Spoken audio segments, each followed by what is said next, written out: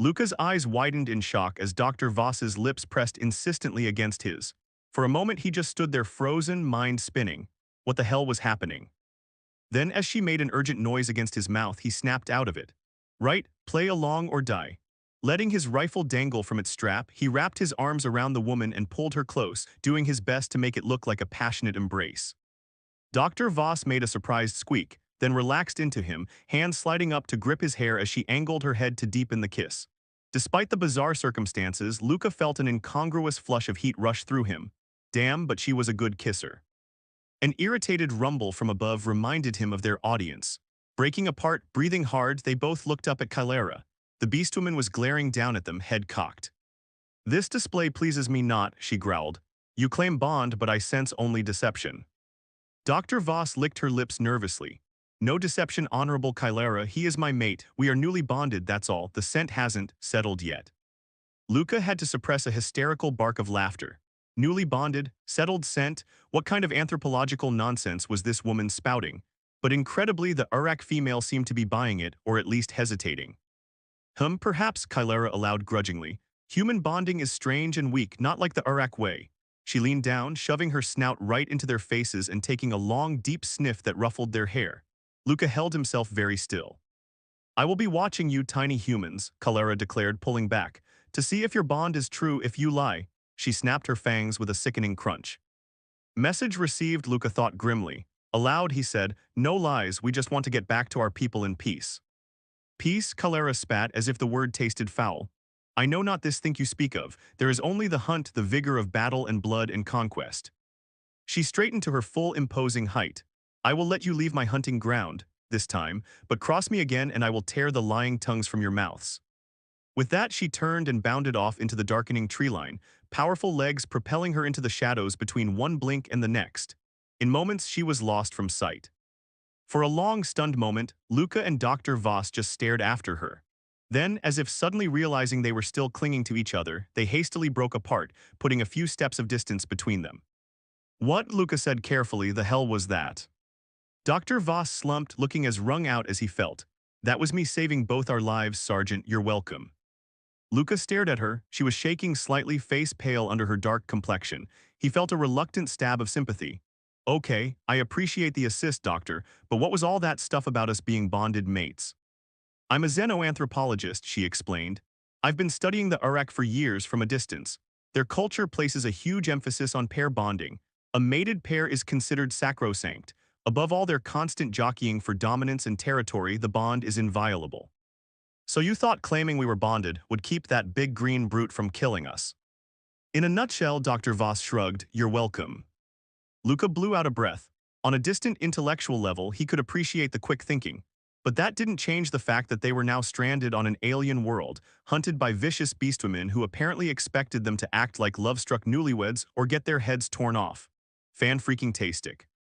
He unclipped his canteen and took a swig, grimacing at the tepid metallic taste, before grudgingly offering it to his new mate.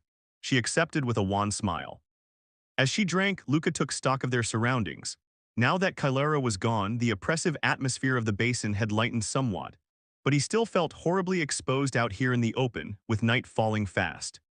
"We need to get out of here before that thing changes its mind and comes back," he said. Dr. Voss nodded jerkily. "Agreed, and I don't think we've seen the last of her regardless. Like I said, the Urak take bonding very seriously. She'll be observing us, making sure we're acting like real mates." "Observing us?" Luca didn't like the sound of that at all. "What, like she's going to be hiding in the bushes critiquing our cuddle technique?" She gave him a look, more like shadowing us to make sure we're behaving with the kind of physical affection and closeness of true mates. Urak bonding is intense. It's not just about mating, it's about battle-forged trust and unbreakable partnership in all things. We're going to have to sell this. Luca could feel a stress headache building behind his eyes. This just kept getting better and better. Bad enough to be stranded on a hostile alien world, now he had to play house with a woman he'd just met to keep from getting eaten by an overinvested beastwoman relationship counselor. He sighed heavily. "All right, I get it. We keep up the happy couple act until we can find my squad and get the hell off this rock. Simple." "Sure," Dr. Voss said dryly, "simple." But there was a wry glint of humor in her dark eyes, a reluctant tug at the corner of her mouth. Gallows humor, Luca thought, the best kind. The kind that kept you sane when the universe was doing its level best to kill you. Maybe this little scientist would be okay to have in his corner after all. He held out a hand. I'm Luca, by the way, Luca Briggs. She clasped it firmly, palm calloused and rough against his. Nea Voss, pleased to meet you, fake husband. A surprised chuckle bubbled out of him. Hell of a honeymoon. She laughed only slightly hysterically. Let's hope we live long enough for an anniversary. On that morbid note, they gathered what meager supplies they had and set off into the alien night together, twin moons illuminating their path. Step 2, find his people, had just gotten a lot more complicated. But if playing along with this charade was what it took to complete the mission and get home alive, well, Luca had done more for less. He glanced sideways at Dr. Voss, Nea trekking determinedly at his side, makeshift pack slung over one shoulder, stun pistol clutched in white-knuckled hands. She met his gaze, quirking a rueful brow. One corner of his mouth tugged up in answer. At least he wasn't in this alone. For now, they just had to survive and play their parts. Piece of cake, right? Right. The twin moons cast an eerie silver-green light over the alien forest as Luca and Nea trekked through the night, senses straining for any sign of pursuit. The strange calls and cries of nocturnal creatures echoed from the shadows, setting nerves on edge. They walked close together, Luca in the lead breaking trail with Nea following close behind, one hand resting lightly on his back. To an outside observer, it might almost look like casual intimacy between lovers. The reality was more pragmatic, a physical link to avoid getting separated in the darkness. Still, Luca was intensely aware of the gentle pressure of her fingers between his shoulder blades, the whisper of her breath. So, he said, as much to distract himself as anything, a xenoanthropologist, huh? What brings you to this end of the galaxy? I've been studying the Urak for years, Nea replied quietly. There was a thread of passion in her voice despite their circumstances. They're a fascinating culture, violently territorial, fiercely matriarchal, with an intensely ritualized code of honor and a complex system of pair bonding that influences every level of their society. But they're also highly isolationist. This was my first chance to actually observe them on their home turf. Heck of a first contact, Luca quipped dryly. Nea made a soft sound that might have been a laugh. You could say that. I'd hoped to make peaceful overtures, maybe even be welcomed as a guest to study their ways. Instead, I got chased, shot down, and now I'm trekking through monster-infested woods with a soldier I just fake married to keep from getting eaten. Heck of a field trip. Luca snorted. When she put it that way, it did sound pretty absurd. Tough break, Doc, but hey, you got a hell of a case study in Urak bonding customs now, right? Silver linings. My advisor's going to love this write-up, Nea agreed. Dear Dr. Zeller, couldn't help noticing a few holes in our knowledge base rate, Urak mating behavior. Please see attached anecdotal evidence titled How I Narrowly Avoided Becoming a Chew Toy for a Hormonal Beastwoman by Pretending to Boink the Nearest Warm Body. Methodology and notarized makeout pics to follow. That ought to knock his spots off. Luca barked a surprised laugh at her dry delivery, then quickly muffled it behind one hand. Damn woman, you're going to get us both killed. What death by bad academic humor, there are worse ways to go. Don't jinx it, I'm sure this place can get plenty creative. They lapsed into companionable silence for a time, picking their way through the tangled undergrowth. The night was oppressively humid, and Luca could feel sweat trickling down his spine beneath his pressure suit. He was used to discomfort, but he worried about the petite scientist gamely forging on at his heels without complaint despite her lighter kit. She was tougher than she looked, but everyone had limits. As if summoned by the thought, Nea piped up. I know we need to put some distance between us and Calera's stomping grounds, but we should probably look for a place to go to ground soon. I don't know about you, but I'm running on fumes here. Luca glanced back at her, noted the tight lines of exhaustion around her eyes and mouth, the weary sag to her shoulders under her makeshift pack. He probably didn't look much better. Yeah, okay, he agreed. Let's find somewhere defensible to hole up until daybreak. With any luck, we can get a few hours of shut-eye and figure out our next move in the morning. Nea flashed him a tired but grateful smile. I like the sound of that. It took another hour of careful hiking, but they finally found a spot that would serve a small sheltered overhang at the base of a towering crag of yellow-veined blue rock, with a narrow entrance and a decent view of the approach through the trees. It was a bit of a tight squeeze for two, but that was probably for the best considering their ruse. Calera had implied she'd be watching. They had to assume they had no real privacy. Luca ducked inside first, pulse rifle at the ready as he swept the small space for any sign of danger. Finding nothing but a few scattered bones and a musty animal smell, he called the all clear. Nea crawled in after him, slumping against the far wall with a bone-weary sigh. I never thought I'd be so glad to smell whatever died in here, she said, wrinkling her nose. Luca quirked a wry smile, settling cross-legged nearby and laying his rifle across his knees. Mi casa y su casa.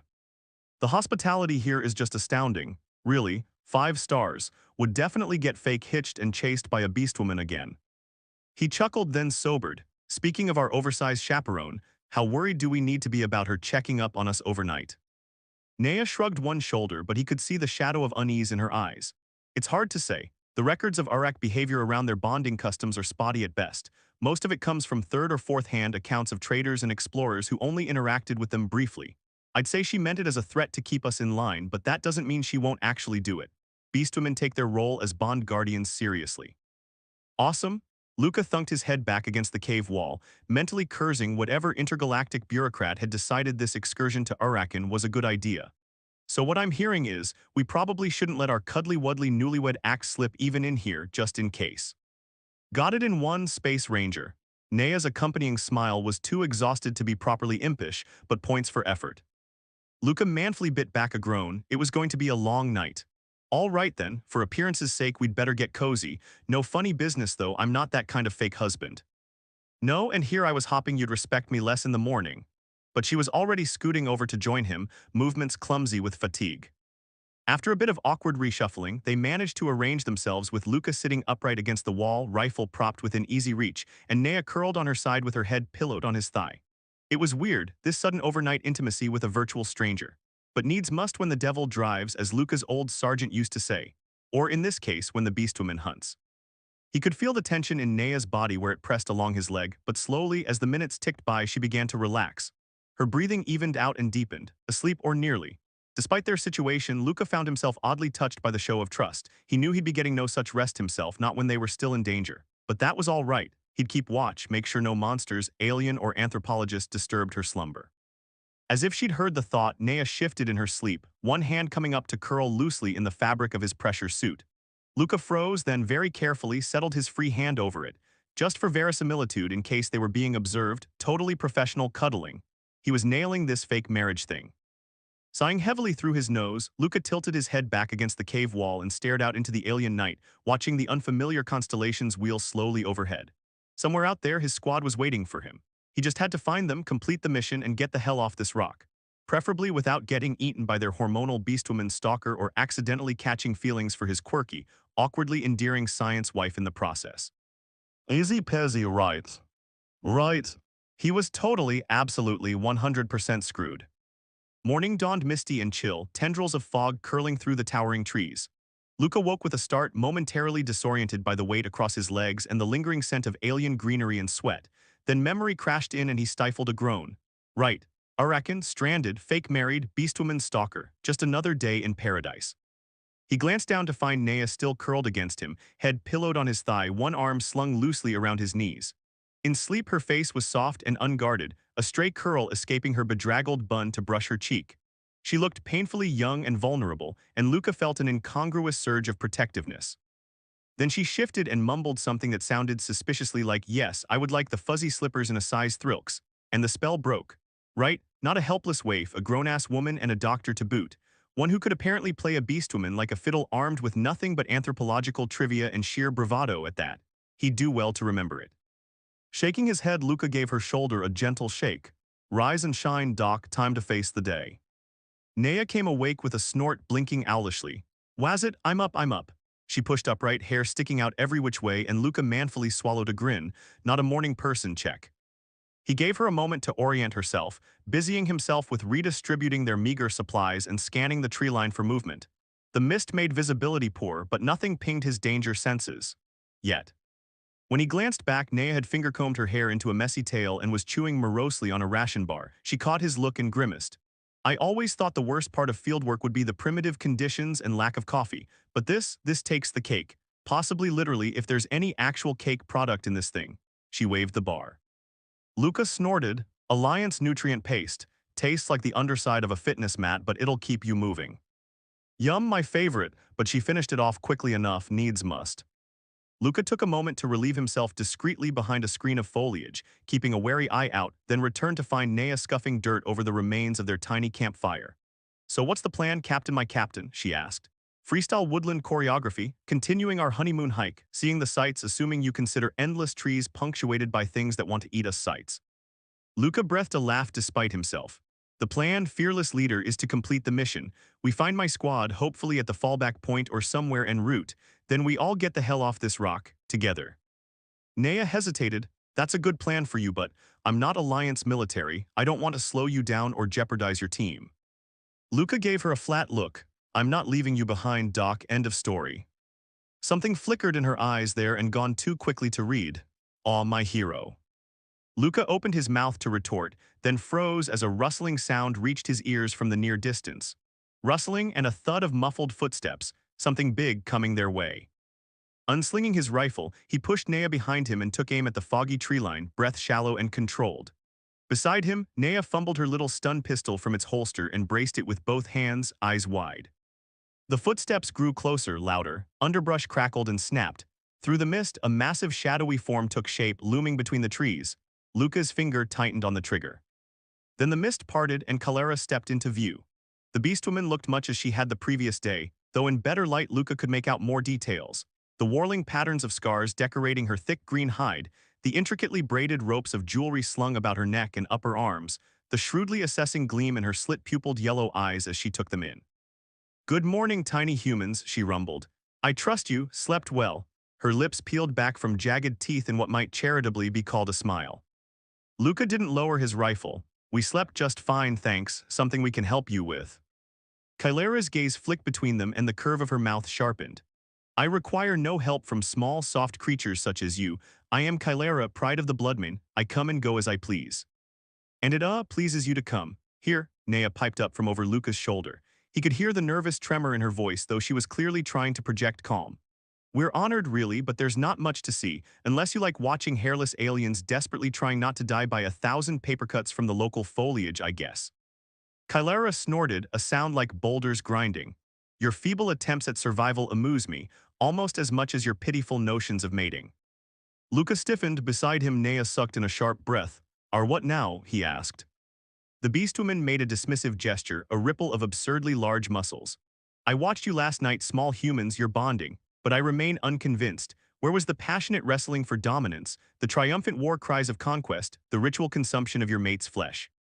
Ritual consumption of what? Luca sputtered, but Nea just sounded thoughtful. Wait, not literal flesh consumption, surely, you're speaking metaphorically. Calera looked affronted. Metaphor, pa, I speak as I do human. Right, no, of course. Nea angled a quick, significant glance at Luca that he translated as play along. He tightened his jaw but lowered the rifle slightly. Nea stepped out from behind him, hands held up placatingly. Kylera, mighty huntress, perhaps there has been a cultural misunderstanding. My mate and I, we did not wish to offend you with the full depths of our passion. Luca nearly swallowed his tongue, but Kylera looked intrigued. Is that so? She rumbled. Your insipid mewling and pawing did not seem a threat to any but my belly from laughter. We were holding back, Nea said brightly, in deference to your presence. As a great warrior and upholder of the sacred bond, we thought to spare your sensibilities from our unbridled alien lust, but if you wish to witness our true feelings, she trailed off meaningfully. Luca had to physically bite his tongue to keep from asking her what the hell she thought she was doing. Calera raked them with a considering look. Very well, the Beastwoman said at last. Show me then, little humans, prove your bond if you dare. Nea squared her shoulders, lifted her chin. Then, moving faster than Luca would have thought possible, she spun and pounced. Her tiny body impacted his with all the force of a determined kitten, sending them both tumbling to the loamy ground in a tangle of limbs and startled grunts. They fetched up against the bole of a tree with Nea straddling his waist, knees planted to either side of his hips. She had one hand fisted in the collar of his pressure suit and the other curved around the back of his neck. Her face hovered inches from his, pale and determined. Luca, she said loud enough for Calera to hear. My mate, let us prove our bond in the sight of the gods and this noble warrior, no more holding back. Then, as Luca gaped up at her in astonishment, she kissed him, hard. It was not a tentative kiss or a chaste one. Nea's mouth slanted over his with bruising force, her lips soft but insistent, demanding. Luca's hands flew up involuntarily to grip her hips, even as his brain shorted out in shock. They were supposed to be pretending, but this didn't feel like pretending. Nea made a sound against his mouth, something desperate and hungry, and the rational part of Luca's mind cashed in its chips and headed for the hills. To hell with it. If she was going to commit to the bit, so would he. He surged up into the kiss, one hand sliding up her spine to tangle in her hair, pulling her flush against him. She gasped, and he used the moment to lick into her mouth, deepening the kiss into something filthy and wet. She tasted like ration paste and stale adrenaline and something unidentifiable that sent heat shuddering through him. Dimly, he was aware of Kylera hooting something approving from the sidelines, but it faded to insignificance against the slick slide of Nea's tongue against his, the hot press of her body, the desperate little noises she was making. It felt too real, too raw to be just an act. But that was a problem for future Luca. Present Luca was too busy getting lost in the drugging heat of her. An eternity later, or maybe only a few seconds, they broke apart, panting harshly into the scant space between their mouths. Luca stared up at Nea, taking in her blown pupils, her kiss-swollen lips, the hectic flush painting her cheeks. She looked as wrecked as he felt. He said eloquently, was that, did we? Ha, Kylera crowed, startling them both. Now that is how it is done, you see humans, was that so difficult? The Beastwoman looked inordinately pleased with herself, fangs bared in a fierce grin. You may be small and strange, but you have the passion of true mates. I am satisfied, for now. Luca wasn't sure if that was threat or promise. At the moment, he wasn't sure of much of anything except the taste of Nea still on his lips and the rabbit kick of his heart trying to pound out of his chest.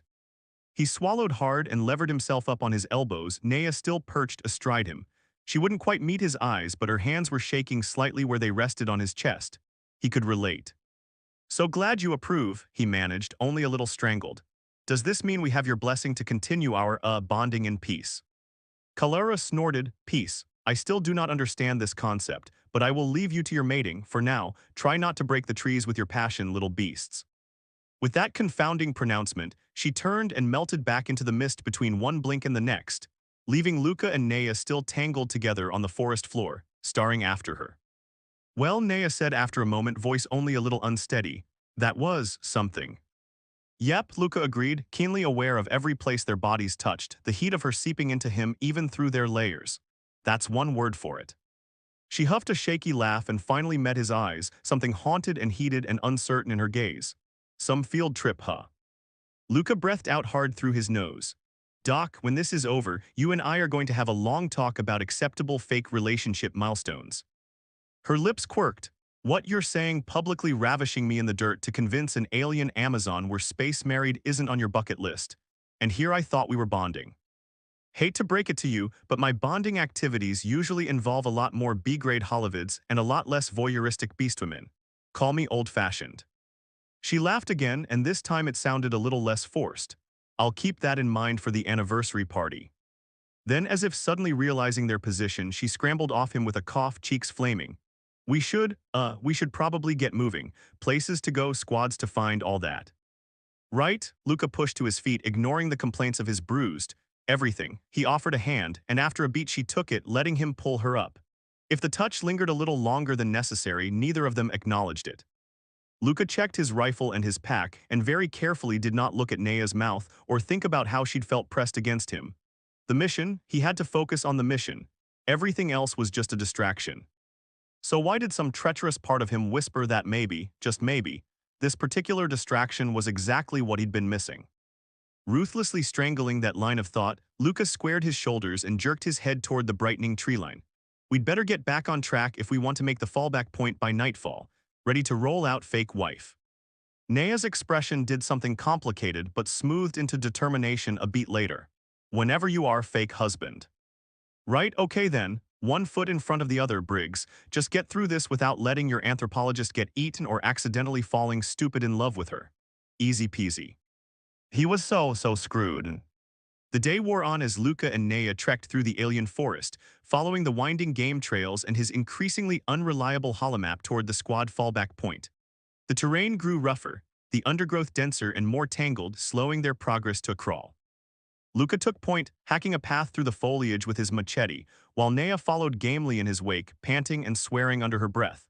The heat and humidity were oppressive, sapping their strength and leaving them soaked with sweat beneath their increasingly tattered clothes. They hadn't spoken much since their encounter with Kylera that morning, an awkward tension thrumming between them in the wake of their heated display. Luca couldn't stop thinking about the kiss, the desperate clutch of Nea's hands, the broken little sounds she'd made against his mouth. It had felt so real, so right in the moment. But it was just an act, wasn't it? A necessary deception to keep them both alive.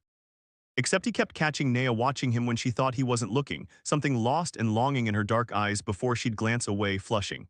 And his own treacherous body seemed far too attuned to her presence, hyper-aware of every accidental brush of skin, every heated glance, every hitched breath. It was maddening, distracting, dangerous. He couldn't afford to be distracted, not when they were still deep in hostile territory with no way of knowing if his squad had even made it to the fallback alive. He had to stay focused on the mission, on getting them both out of here in one piece. Everything else was just noise. Easier said than done. When the noise kept insistently whispering that maybe, just maybe, there was something real blossoming between the deception. Lost in his increasingly circular thoughts, Luca almost missed the subtle shift in the air, the prickling sense of unease that had the hairs on the back of his neck standing on end. He froze, holding up a closed fist in the silent signal to halt. Behind him, Nea stumbled to a stop, breath harsh in the sudden stillness. "What is it?" she whispered, voice thready with exhaustion and fear. "Calara." Luca shook his head tightly, straining all his senses outward. The forest had gone eerily silent around them, not even a bird call or insect chirp disturbing the heavy air. A cold finger of dread trailed down his spine. "I don't think so," he breathed back. "Something else, something wrong." No sooner had the words left his mouth than a blood-curdling shriek split the air, sending icy shards of terror stabbing through him. Nea cried out, clapping her hands over her ears, and Luca spun just in time to see a nightmarish creature burst out of the underbrush in a flurry of teeth and claws and flames. It was huge, easily twice the size of a man, with a serpentine body covered in chitinous armor plating the color of old blood. Multiple insectal legs clattered and skittered as it reared up, a cluster of faceted eyes swiveling independently atop a wedge-shaped head bristling with twitching mandibles. A glowing red sac pulsed at the base of its long neck, and as Luca watched in horror, the creature unhinged its jaw and belched out a stream of searing flame that set the surrounding foliage alight. "What the hell is that thing?" Nea shrieked, fumbling for her little stun gun with shaking hands. "Nothing good," Luca shouted back, bringing his rifle to bear. The creature's exoskeleton looked tough, but he was betting those faceted eyes were a weak point if he could just get a clear shot. The thing screamed again, an awful ululating wail that made Luca's skull feel like it was splitting in two, and gathered itself to charge. Luca cursed viciously and threw himself sideways, dragging Nea with him just as the creature barreled through the space they'd occupied a breath before, incinerating everything in its path. They crashed through the underbrush and fetched up hard against a tangle of roots, Luca covering Nea's body with his own as flaming debris rained down around them. He could feel her shaking beneath him, hear the rapid rabbit kick of her heart, and a fierce surge of protectiveness blazed through him. "Stay down," he ordered, then rolled to his feet and spun to face the monster, rifle at the ready. It had wheeled about to face them, steam hissing from its gaping maw and eyes flashing with malevolent intelligence. Luca didn't hesitate. He opened fire, aiming for those nightmarish eyes, the pulsing sack at its throat, anything that looked remotely vulnerable. The rifle bucked in his hands, plasma bolts sizzling through the air to explode against the creature's armored hide in bursts of blinding light and smoke. It screamed in pain and rage, thrashing, but Luca just gritted his teeth and kept firing, pouring everything he had into putting the thing down. And then a miracle. One of his shots caught the thing directly in its largest central eye, shattering the lens and bursting the orb in a spray of ichor. The creature shrieked, an awful, agonized sound, and reeled back, pawing at its ruined eye socket. Luca stepped forward, ready to press his advantage, and the monster's tail whipped around in a blinding flash, catching him directly in the chest. The breath whooshed out of him as he flew backwards, slamming into a tree trunk with a sickening crunch. Pain exploded through him, whiting out his vision, and he dimly heard Nea screaming his name as if from a great distance. He struggled to pull in a breath, to push past the agony and get back in the fight, but his body wouldn't obey. He could only watch helplessly as the creature rounded on Nea, its remaining eyes flashing with murderous intent. She was on her feet, little stun gun clasped in both hands, face white with terror but jaw set in determination. The creature lunged, belching flame, and she squeezed the trigger, sending a pulsing bolt of blue energy directly into its gaping maw. The thing convulsed, electricity crackling over its carapace, and crashed to the ground in a thrashing tangle of limbs, kicking up gouts of dirt and ash. Nea fired again and again, pouring charge after charge into the writhing monster, until the stench of burnt chitin filled the air and it finally fell still. For a long, stunned moment, neither of them moved, hardly daring to breathe. Then Luca groaned, the sound involuntary, and Nea's head whipped around. Her eyes widened and she scrambled to his side, small hands fluttering helplessly over his chest. "Luca, oh gods, are you all right? Where are you hurt?" He coughed, tasting blood, and tried for a smile that felt more like a grimace. "Think I cracked some ribs," he gritted out. Probably a concussion too, but I'll live. Naya made a suspiciously wobbly sound, and Luca finally found the strength to crack open heavy eyelids, blinking against the dim light of the makeshift shelter. Two blurry figures resolved into Zhu and Naya hovering over him, twin expressions of concern and fondness on their faces. There you are, Zhu said. Welcome back to the land of the living, Sarge. You had us worried for a minute there. Sorry, he croaked, wincing at the dry rasp of his voice. A canteen appeared at his lips, Naya supporting his head with gentle hands as he drank greedily. Didn't mean to nap on the job. Naya huffed, setting the canteen aside. I think we can forgive a little power nap after you went toe-to-toe with a giant alien death lobster and lived to tell the tale. That thing, Luca said, memory rushing back in fits and starts. Did we? It's dead, Naya assured him. Very, very dead. You softened it up and I finished the job. She smiled crookedly. Told you we make a good team. The best, he agreed, catching her hand where it rested on the edge of his bedroll and giving it a squeeze. She blinked, startled, then squeezed back, something soft and wondering in her eyes. Zhu cleared her throat. I'll just give you two a minute, she said, not even trying to hide her smirk. Holler if you need anything, Sarge, and I do mean anything. Luca aimed a half-hearted scowl at her retreating back, but he couldn't hold it. Not when Naya was looking at him like that, all warm dark eyes and tremulous smile, like he was something precious, something wondrous. Hey, he said softly, you okay? She laughed a little ragged around the edges. Shouldn't I be asking you that? You're the one who took the hit. I had the suit, he pointed out. Not my first rodeo with busted ribs, I'm more worried about you. She swallowed hard, looked away. I don't know what I am, she admitted. Relieved, exhausted, terrified, elated, it's a lot. Yeah, he said, I know the feeling. I thought I lost you, she whispered, and the naked anguish in her voice cut him to the quick. When that thing hit you when you went down, I thought. Hey, he soothed, tugging her closer until he could cup her face in his free hand, thumb stroking over the delicate arch of her cheekbone. I'm here, I'm okay, you saved me, remember. I remember, she said thickly.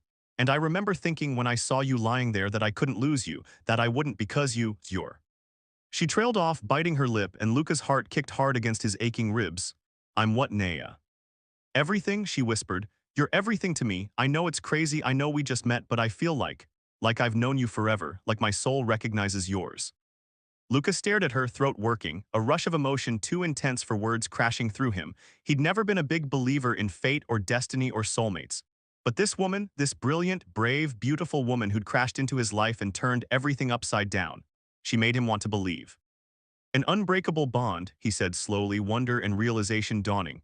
That's what you said the Urek believed in, a connection so deep and so strong nothing could sever it, not distance, not time, not even death. Naya's breath caught. Luca. I feel it too, he told her, putting every ounce of conviction he could muster into the words. From the moment I met you, from our first kiss, it's like something in me recognized you, like I was just waiting for you to find me. She made a soft sound, halfway between a laugh and a sob, and surged forward to kiss him. It was awkward and off-center and absolutely perfect, her lips soft and desperate against his, tasting of salt and joy and promise. When they finally broke apart, foreheads resting together as they caught their breath, Luca huffed a shaky laugh. Is this the part where you tell me that pretending to be space married has cosmic consequences and we're stuck with each other forever? Naya grinned against his mouth, bright and blinding. Would that be so bad, Yumi, a lifetime of bickering and bantering and driving each other crazy? And kissing, he pointed out, don't forget the kissing. Oh well, if there's kissing involved. She punctuated the words with another kiss, slower and deeper, a sweet slide of lips and tongue that kindled a warmth in his chest that had nothing to do with alien liquor or medical. Yeah, he could definitely get used to this. A discreet cough from the entrance made them break apart, flushed and smiling goofily. Janus stood there, quirking an amused brow at them.